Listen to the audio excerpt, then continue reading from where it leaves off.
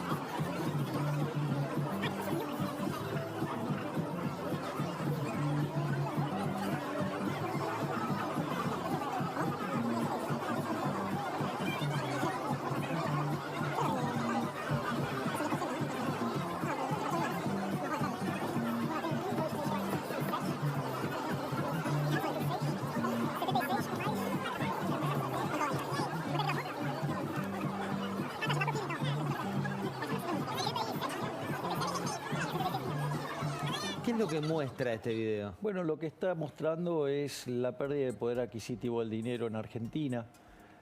No sé qué les sorprende. El billete de más alta nominación de Argentina, que es el de 1.000 pesos, son $3. Listo, ya está todo dicho. ¿Me comprendes lo que te digo? Entonces, o puesto en otros términos, cuando vos estabas parado en el año 2001, con 100 pesos comprabas $100. Hoy necesitas 300 pesos para necesitas un poco más, ¿no? Digamos, a los mercados relevantes, que es, por ejemplo, el contado con líquido, digamos, o sea, salir con algún tipo de acción, ¿no? Que están arriba de 320, ¿no? Entonces, lo que estás viendo es la pérdida del poder adquisitivo del dinero, y eso ocurre básicamente por dos cosas, ¿no? Una es el aumento de la oferta sin contraparte de demanda o caída de la demanda. En Argentina te pasan las tres cosas a la vez. y eso se manifiesta en la tasa de inflación creciente que tenemos.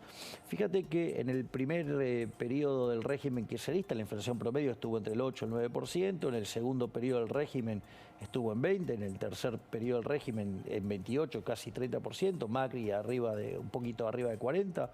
Y ahora, digamos, la inflación, o sea, miro lo que acumula este año, ya estamos en 66%, 83% contra el año pasado, digo, 100 en la punta, y la verdad es que la Argentina tiene un problema enorme, porque esto es muy importante para entender de cara al futuro, para terminar con el problema de la inflación, porque la verdad es que el único que tiene una propuesta seria para bajar la inflación soy yo.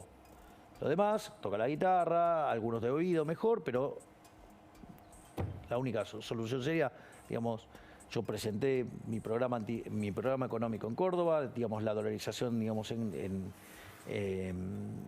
Mendoza, hicimos un seminario que era el fin de la inflación, pero ahí... O sea, tu estrategia es dolarizar para terminar con la inflación. Ese es, digamos, es el final del camino. El final del camino, y sería competencia de monedas, y a la luz de lo que han elegido los argentinos a lo largo de la historia, lo más probable es que dolaricemos. Ahora, vos fíjate esto, si la inflación es siempre y en todo lugar un fenómeno monetario, ahora el punto es, entonces, tengo que mirar la emisión monetaria para ver el problema mío. Y como la política monetaria tiene un rezago que oscila entre 18 y 24 meses, primero tengo un problema con el pasado, ¿no? El problema con el pasado es que este gobierno en sus 2 primeros años emitió 11 puntos del PBI. ¿Entendés? O sea, ahí tenés un problema grave. ¿Qué quiere decir esto? Que por más que hoy vos cortaras la emisión monetaria, la inflación sigue. ¿Por qué? Porque tenés que limpiar todo lo que emitiste en los 2 primeros años. Primer punto. Segundo, eso es lo que llamás vos la emisión pasada. Exacto, exactamente. Tu problema con la emisión pasada. ¿Podés hacer algo con eso? No, no podés hacer nada. Porque ya fue. Ya está lanzado. O sea, después tenés la presente. Después tenés el problema del presente. El problema del presente tiene que ver con el déficit fiscal. Ok, Massa quiso hacer algo en la dirección para arreglarlo, ya le marcaron la cancha y dijeron no. No solo eso, sino que además, lo que fue el dólar soja, expandiste en un mes el 25% de la base monetaria, un delirio. Y entonces vos tendrías que cortar con eso. Bueno, eso todavía no se cortó. Y tenés un problema con la emisión monetaria futuro, porque las LELIQs, en el fondo, fue emisión de dinero que vos hiciste y que la sacaste del mercado a cambio de tasa de interés para que no te impactaran los precios hoy, pero mañana te va a impactar por lo que emitiste y por el efecto de la tasa de interés. Consecuentemente, tenés un problema enorme. Entonces, si vos no vas a cortar de cuajo con la emisión monetaria, no solo que vas a tener el problema que te va a seguir atosigando la inflación del pasado, sino que te va a atosigar la del presente y la del futuro. Con el agravante, y esto es muy interesante, que se te caiga la demanda de dinero. Si te llega a caer la demanda de dinero, tenés un problema muy grande. No solo que la gente quiera rehuir del peso, rechace el peso, de las transacciones corrientes no use el peso. Eso sería un problema enorme, porque no solo porque cuando vos mirás las grandes crisis de la Argentina, hay combinación de 2 factores, un déficit fiscal enorme y una caída de la demanda de dinero, porque la gente se da cuenta que la cosa no va más. Entonces, por ejemplo, el Rodrigazo, vos tenías un déficit fiscal de 14 puntos del PBI, cuando ocurrió el evento político que disparó la caída de la demanda de dinero, explotó.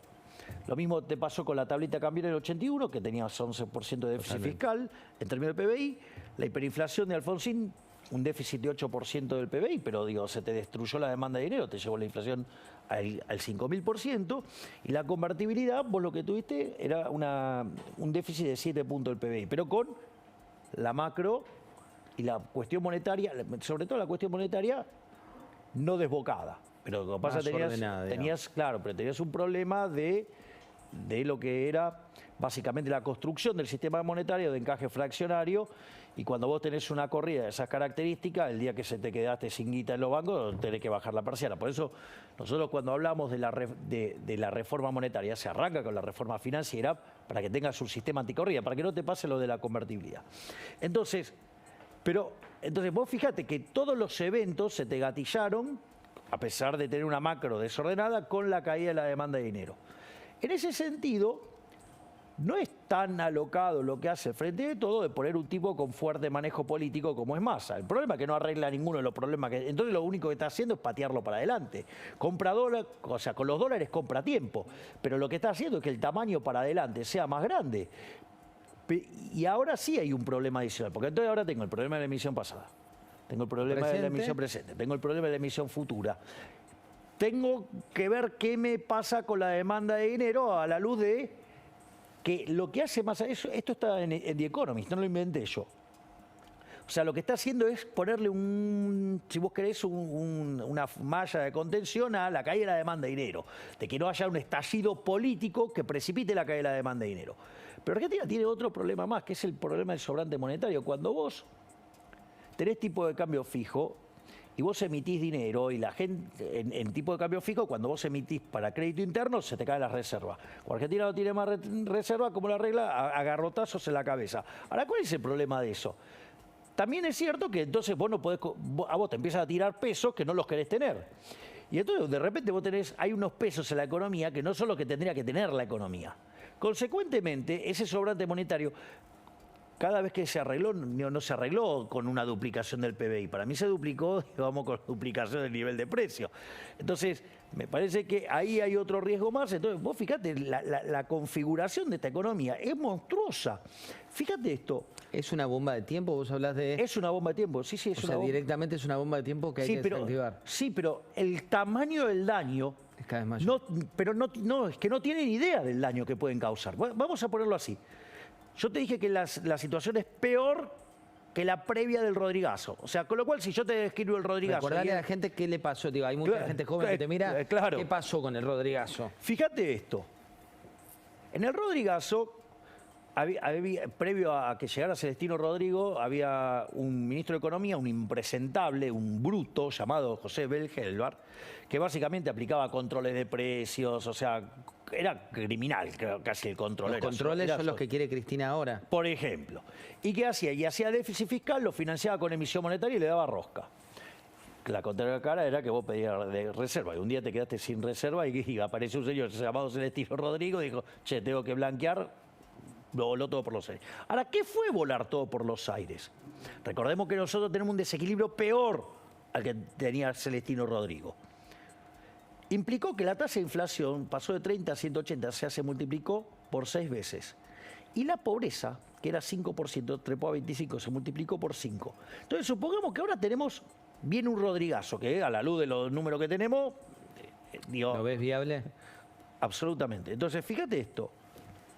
Pero la lógica es que se te caiga la demanda de dinero y no sé cuál es el evento que lo dispara. Ahora, fíjate esto, porque esto es interesante. Si vos multiplicaras la tasa de inflación al ritmo que viene hoy, pasa el 600%. Y si multiplicaras por 5 los pobres, ¿cuál es el problema? Que 40% por 5 te da 200. No hay 200% de pobres. Violentás la matemática. ¿Sabés cómo se arregla violentar la matemática en la vida real? ¿Cómo? A las trompadas. O sea, una crisis de órdago. Entonces, están todos a ver, digamos, qué ventajita política, a ver cómo le siguen robando a los argentinos de bien. José, acá hay que arreglar el problema de la inflación. Y el único que se tomó en serio el laburo soy yo. Mira, Javier, te voy a mostrar medidas económicas del día de hoy. Del día de hoy, el ministro de Economía esto anunciaba.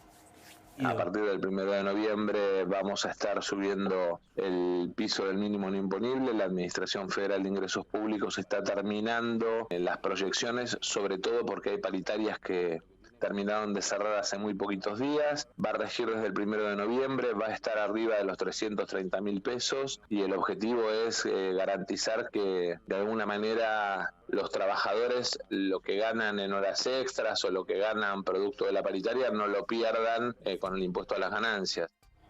¿Qué garantiza esto? A ver, pero vos te das cuenta de la perversión de esto, ¿no? A ver. Porque si vos ajustaras por inflación, no te lo tienen que dar, o sea, no te tienen por qué estar robando. Pero como son unos perversos, ¿me entendés? Entonces después agarran y votan que te lo dieron. Mirá qué buenos que somos. No me lo tendrías que haber sacado nunca. Y me lo estás robando vía el impuesto inflacionario. Entonces, digamos, o sea, que Massa no se venga a ser el generoso, que no va a dar esto. No está dando nada. No sé, de última nos estará devolviendo lo que nos están robando, parcialmente. Es irritante.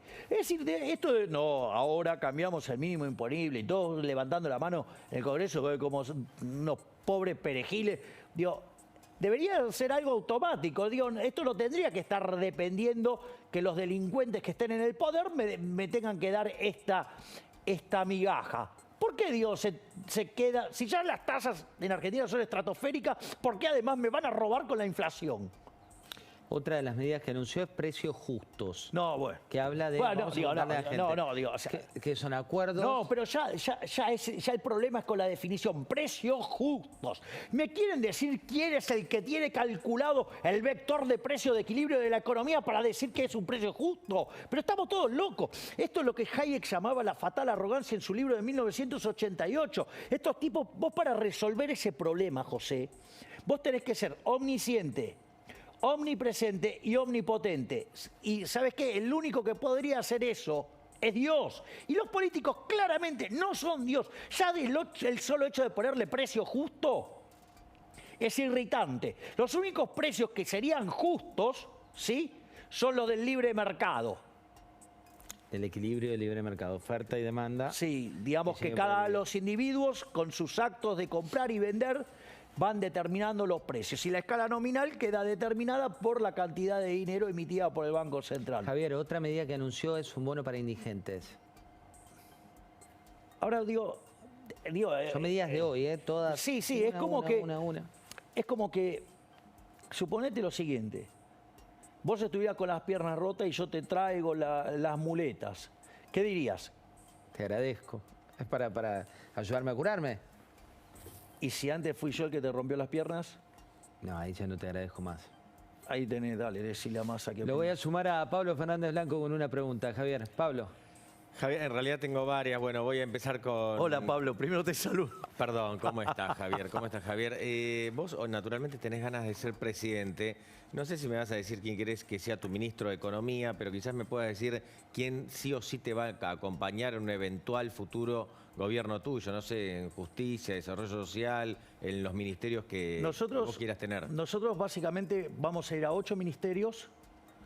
Ministerio de Economía, que en este momento hay 15 personas, 15 cabezas trabajando en profundizar los detalles del programa económico. Tenemos la parte de Relaciones Exteriores. Estamos trabajando muy fuertemente en la parte del Ministerio de Infraestructura para crear los marcos para que alguien quiera invertir en este país. Y estamos trabajando, por ejemplo, en el Ministerio de Acción Social con la fusión del Ministerio, por ejemplo, de Educación y lo que tiene que ver con salud, para que vos tengas una estrategia global en términos de niñez, salud, educación y programas sociales, tal que mientras que vos haces las reformas de primera generación, dejás las bases sentadas para que durante las reformas de segunda generación la gente esté en condiciones de salir al mercado a ganarse el mango como corresponde. Javier, perdón, pero ¿quién manejaría ese ministerio, por ejemplo? No voy a dar los nombres hasta último momento, no estoy hablando, ni siquiera doy los nombres de los potenciales candidatos, menos digo, de la gente que está trabajando. Esto hay que tenerlo en cuenta. A ver, digo, yo lo voy a explicar en claro, digamos, este es un muy buen espacio para explicar estas cosas con claridad. Muchas de las personas que trabajan conmigo, trabajan en lugares que si supieran que trabajan conmigo los echan. ¿Está claro? Sí. Imagínate si además después los empiezan a operar. ¿Y por qué crees que los echarían? ¿Porque están involucrados con la política?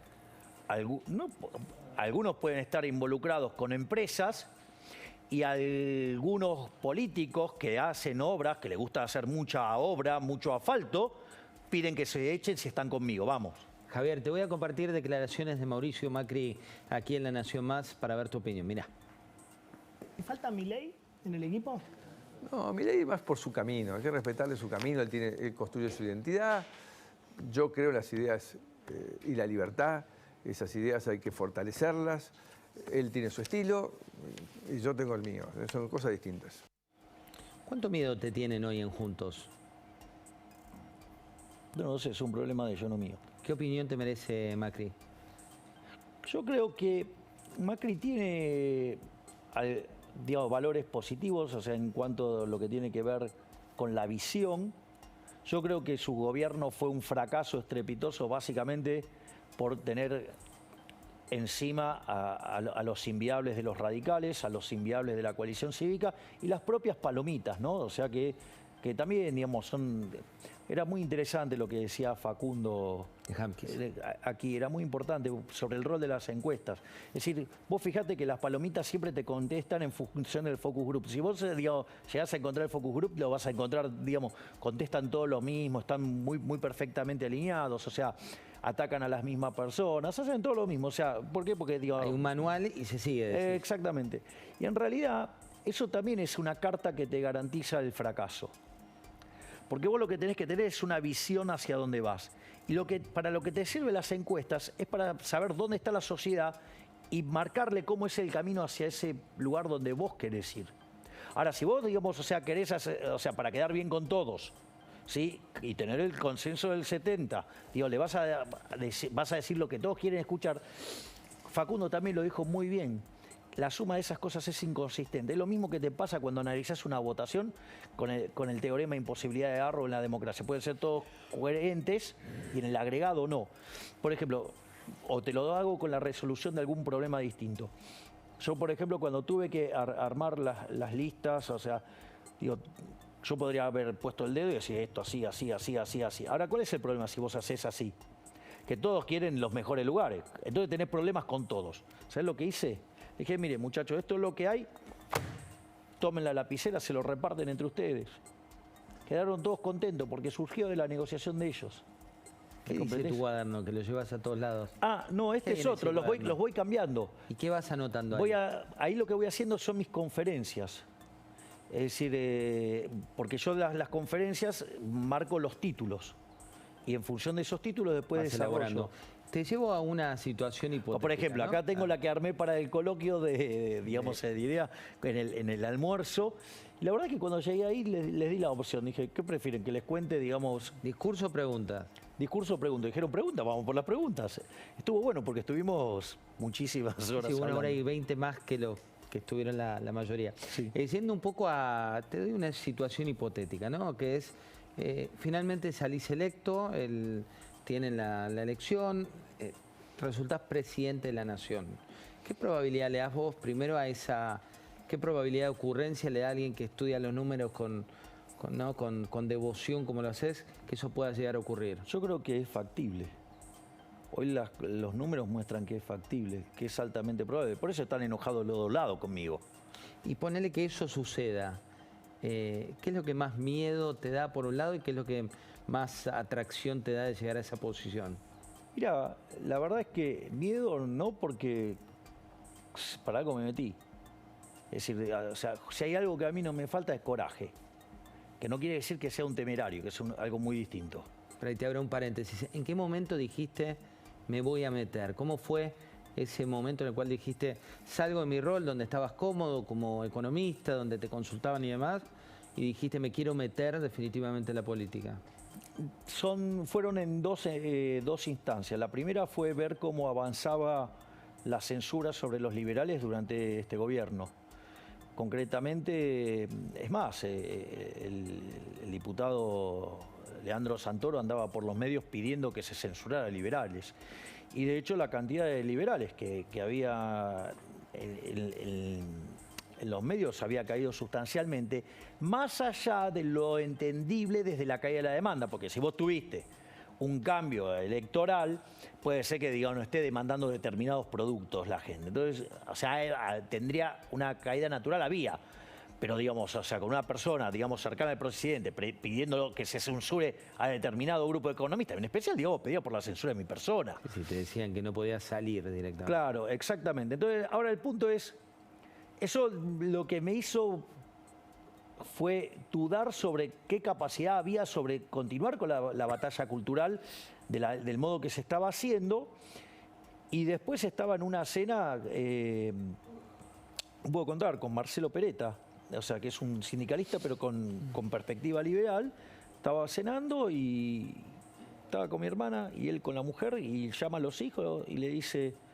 Porque yo después le estaba explicando todo esto, porque lo conocí en un estudio de televisión. Entonces lo llama al hijo y le hace poner una boleta y me dice, ¿y dónde están las ideas de Milei acá? ¿A dónde está Milei acá? ¿Quién representa las ideas de Milei? Y me hizo entender que si vos no te metías en el barro, los políticos se te ríen en la cara o te dicen que te escuchan y no te dan ni 5 de pelota. Lo voy a poner con un ejemplo más concreto. Vos vas a un partido de Argentina, la hinchada es fabulosa, el colorido es fabuloso, los cantitos son fabulosos, es emocionante. Ahora vos ponés la pelota en el medio, ¿creés que se mueve con eso? No alcanza. Vamos a ir Los a un goles breve los tiene que corte. hacer Messi. Quédense, Los goles los hace Messi. Los hace Messi. Quédense, breve corte y ya venimos con mucho más.